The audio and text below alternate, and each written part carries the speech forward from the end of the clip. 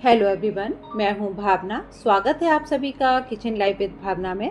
दोस्तों, आज हम बनाने जा रहे हैं जन्माष्टमी स्पेशल मेवा पाक की रेसिपी, जो कि मोस्टली हर घर में भगवान श्री कृष्ण के प्रसाद के लिए बनाई जाती है। और इसे बनाना बेहद ही आसान होता है। मुश्किल से 10 से 15 मिनट में ये बनकर तैयार हो जाती है। अगर आपको भी ये टेंशन रहता है कि आपकी चाशनी परफेक्ट नहीं बनती है, बर्फी कैसे जमेगी, तो फिर आप रेसिपी में एंड तक जुड़े रहिएगा। मैं आपके साथ सारे टिप्स एंड ट्रिक्स शेयर करूंगी। आपकी बर्फी एकदम परफेक्ट बनेगी, एकदम नरम मुलायम, बहुत ही बेहतरीन बनने वाली है। तो चलिए ज़्यादा देर न करते हुए रेसिपी बनाना शुरू करते हैं। पाक बनाने के लिए हमें क्या क्या चाहिए, आइए देख लेते हैं। यहाँ पर मैंने एक मुट्ठी किशमिश ली है। ग्राम में तकरीबन 50 ग्राम किशमिश होगी हमारी। 50 ग्राम यहाँ पर हमने काजू लिए हैं। 50 ग्राम यहाँ पर हमने बादाम लिया है। और 50 ग्राम यहाँ पर हमने खरबूज के बीज लिए, मगज बोलते हैं इसको। और 2 चम्मच यहाँ पर हमने गोंद ली है। 5 से 6 हरी इलायची ले लेंगे। थोड़ा सा नारियल ले लेंगे। यहाँ पर हमने आधा गोला लिया है नारियल का। आधा कप देसी घी लेंगे। चीनी ले लेंगे और 50 ग्राम यहाँ पर हमने मखाना लिया है। सारी चीज़ें हमारी तैयार है। चलिए अब हम गैस पर कढ़ाई चढ़ा लेते हैं। इसमें हम थोड़ा सा देसी घी डालेंगे। पाक बनाने के लिए हमेशा देसी घी का ही यूज़ करिएगा, ऑयल मत डालिएगा। पाक हमेशा देसी घी में ही बनाया जाता है। जैसे ही हमारा घी हल्का सा गर्म हो जाएगा, सबसे पहले यहाँ पर हम गोंद फ्राई करने जा रहे हैं। गोंद को हमेशा लो टू मीडियम फ्लेम पर ही फ्राई करिएगा। बहुत ही आराम से फ्राई करेंगे हम इसको। अगर आप इसको तेज आंच पे फ्राई करेंगे तो ये ऊपर से सिक जाएगी, लेकिन अंदर से थोड़ा सा कच्चा रह जाता है, जो कि दांतों में चिपकता है, खाने में अच्छा नहीं लगता है।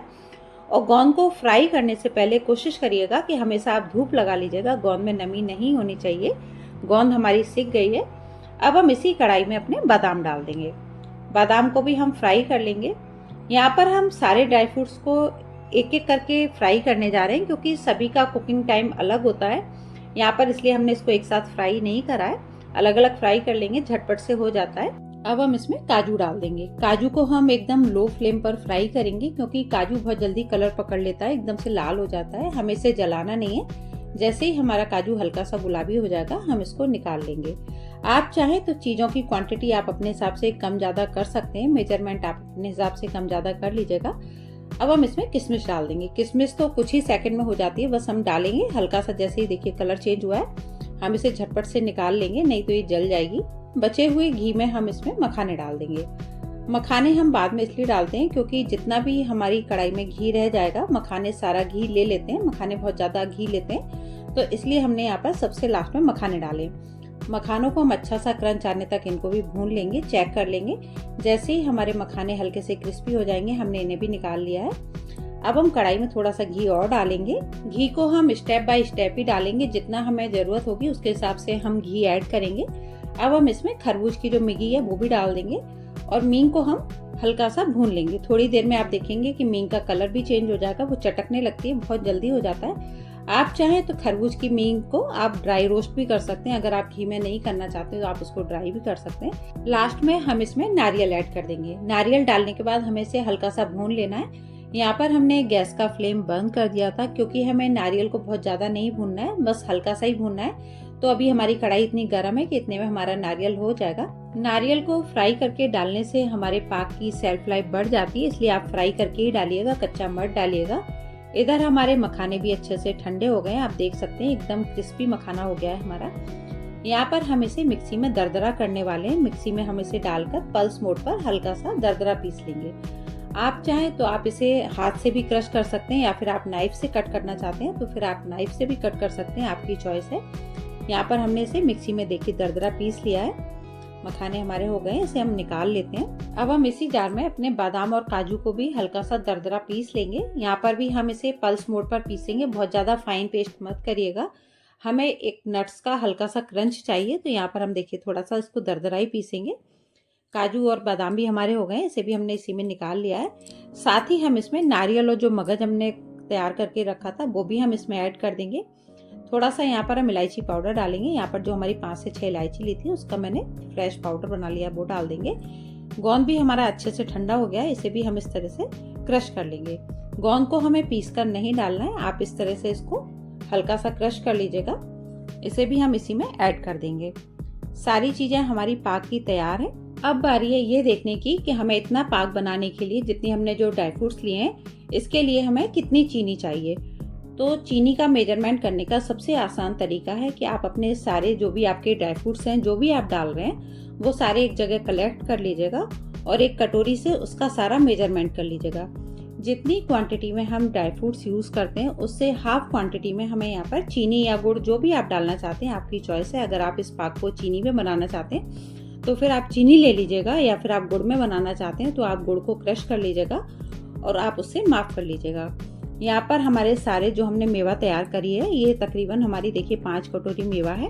तो इसमें हम हाफ क्वांटिटी में चीनी डालेंगे, यानी हम यहाँ पर 2.5 कटोरी चीनी का यूज़ करने जा रहे हैं। यहाँ पर हमने कढ़ाई रख दी है, अब हम इसमें 2.5 कटोरी चीनी डालेंगे।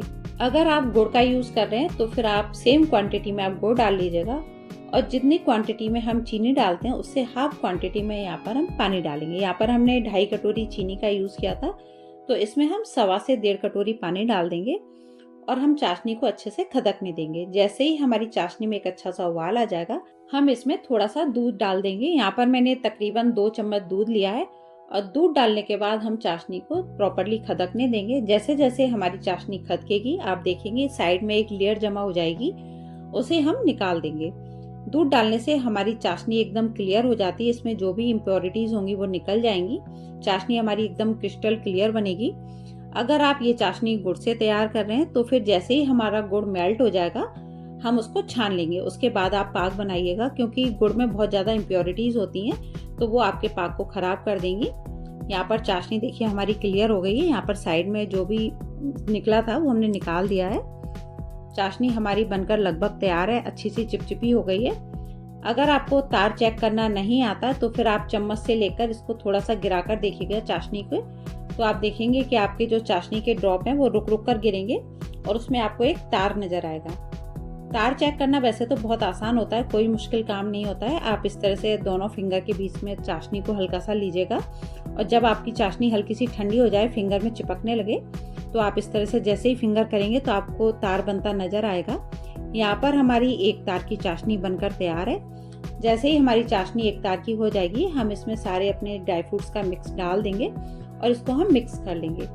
यहाँ पर अभी हम गैस का फ्लेम बंद नहीं करेंगे। जब हमारा सारा मिक्सचर प्रॉपर्ली मिक्स हो जाएगा तब हम यहाँ पर इसका गैस का फ्लेम बंद कर देंगे, नहीं तो हमारी चाशनी अगर खरी हो जाएगी तो भी हमारी बर्फी अच्छी नहीं जमती है, तो वो बिखरती है। तो इसलिए हमें बहुत ज़्यादा नहीं पकाना है। ये देखिए यहाँ पर हमने गैस का फ्लेम बंद कर दिया है।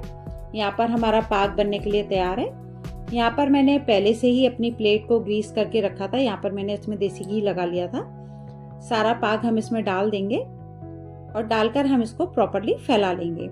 पाक को सेट होने में बहुत ज़्यादा समय नहीं लगता है, बहुत ही झटपट से सेट हो जाता है, इसीलिए हमें इसे गरम गरम फैलाना होता है। अगर आप कढ़ाई में छोड़ देंगे तो हमारे पीस उतने अच्छे नहीं बनते, वो कढ़ाई में ही जमने लगेगा।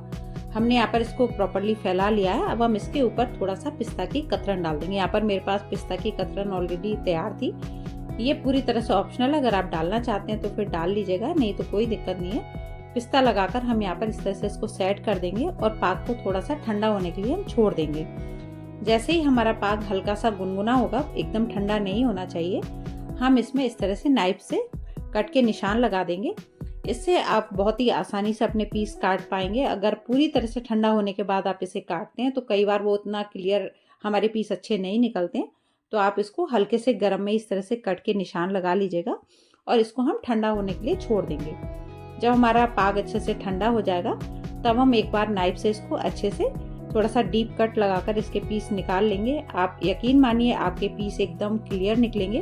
बहुत ही मस्त पाक बनता है। मैं आपको निकाल कर दिखा देती हूँ। ये देखिए पाक का हमारा पीस कितना एकदम बढ़िया निकला है, अच्छे से सेट हो गया है। बहुत ही मस्त पाक बना है। मैं आपको तोड़कर भी दिखा देती हूँ। एकदम नरम मुलायम पाक है हमारा। दोस्तों, अगर आपको मेरी बनाई हुई रेसिपीज पसंद आती हैं तो प्लीज़ चैनल को लाइक करें, सब्सक्राइब करें।